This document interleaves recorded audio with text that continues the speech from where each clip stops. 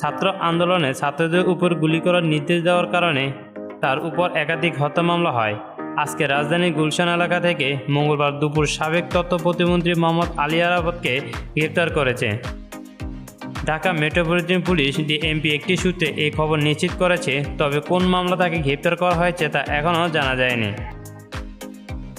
এর আগে আলোচিত ইউটিউবার হিরো আলম জানিয়েছিলেন যে আরাফাত গ্রেপ্তার করা হলে তিনি গণজোয়ার দেবেন।